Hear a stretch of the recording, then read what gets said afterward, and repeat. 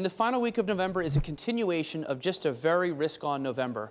And look who's at the top. Remember 2 weeks ago I said, look for SPY to be on top of the leaderboard very soon, because anytime the risk is on and animal spirits are out, you will see money flow into SPY in billions of dollars. So you have SPY at the top there. No one else is even close. But look who else is on here. You've got junk bonds. You've got that's emerging markets, small cap financials. There you've got Brazil. You're not buying Brazil unless you're feeling pretty good. And then tech, right? So let's look at equities in general, right? This had been the year of the fixed income ETF up until recently. Here's fixed income and equity flows cumulative for the whole year. You can see equity making a late break here.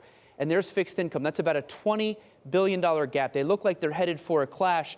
But I think the smart money is on equity actually taking more in. And I say this because let's look at December's.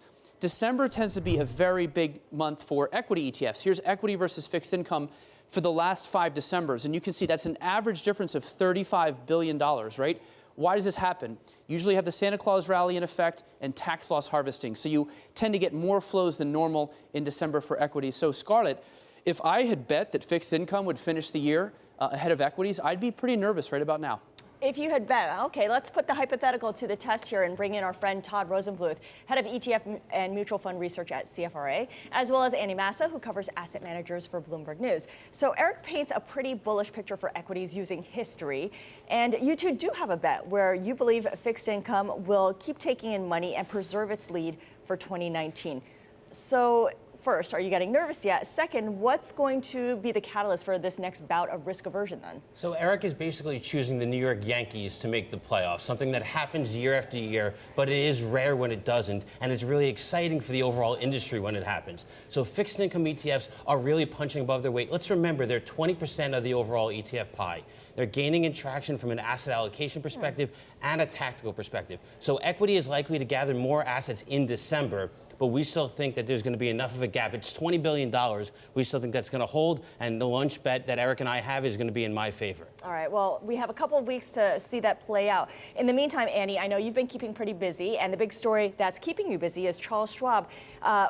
In general, first of all, it cut its fees to zero. That was last month. Now it's buying TD Ameritrade for $26 billion. James Seyffert of Bloomberg Intelligence was saying that by cutting fees to zero, Schwab knew exactly what it was doing and drove down the price of its rivals, allowing it to pick up TD Ameritrade at a 25% discount. Clearly, there was a method to Chuck's madness. Yes, it seems like a tactical move on Schwab's part for sure.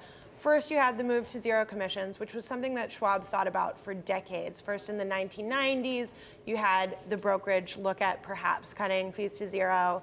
And then again in the mid-2000s during the financial crisis. So this was something that was in the works for a long time.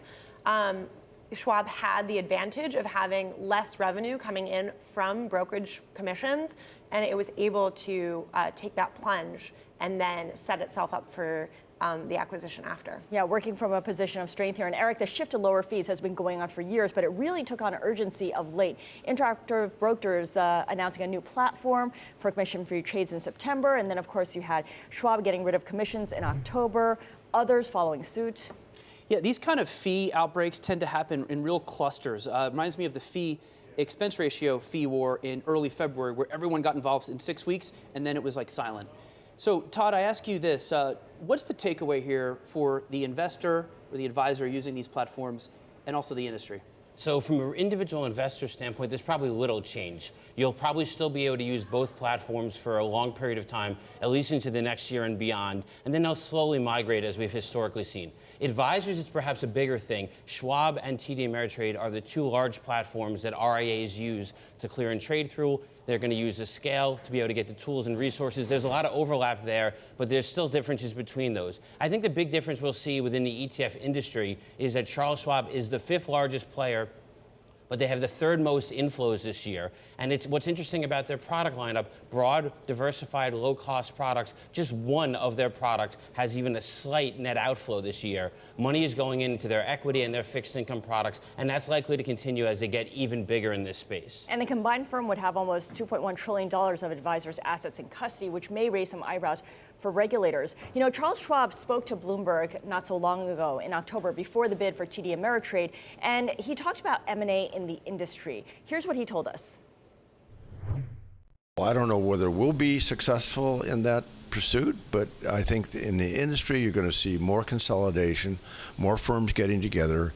You just have to have that scale and volume. And so we're prepared to do it if the opportunity arrives, but if not, we're perfectly happy to go it alone. Going it alone now is E-Trade, because TD Ameritrade and E-Trade were reportedly in talks before Charles Schwab made its move. Consolidation seems to be inevitable, Annie. Does this mean that we're just going to get 4 or 5 big companies are vertically integrated and everyone else is kind of left out in the dark? It's a big question what will happen next, especially with E-Trade, because the Schwab TD Ameritrade tie-up was not what was initially really expected. So you've heard people speculating about who might want to come in and buy an E-Trade. Would it be a BlackRock or would it be Goldman Sachs? And there's really no indication right now, but E-Trade is in a tough competitive position given this merger. Now, in my opinion, a lot of this is really just a reaction to the V word, Vanguard, right? And if you pull the thread on all these outbreaks, you tend to get to them. They did this commission-free thing a year ago, so you could argue they were the mastermind. And there's a theory that they did it so they could get their ETFs distributed commission-free on all these platforms. What do you think of that?